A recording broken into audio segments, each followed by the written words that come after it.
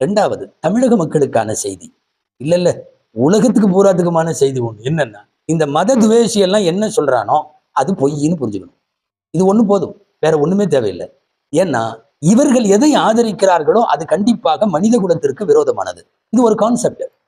இங்கு மட்டுமல்ல, ஏதாவது ஒரு நாட்டினுடைய அதிபர், அந்த அதிபரை இந்த மத துவேஷி எல்லாம் தூக்கி பிடிக்கிறான்னு வைங்களேன், நீங்க அவரை பார்க்கவே வேணாம், அவர் நல்ல ஆள் இல்லைன்னு நீங்க சொல்லிடுங்க. இவர்கள் நல்லவர்கள் என்று கொண்டாடுகிற அத்தனை பேருமே மனித குல விரோதிகள்.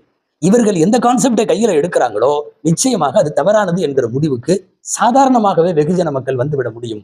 தர்காக்களின் உள்ளீடுகள் பற்றியும் நடைபெறுகிற செயல்பாடுகளை பற்றிய மீளாய்வுகள் குறித்தும் நாம் இப்போது பேசவில்லை.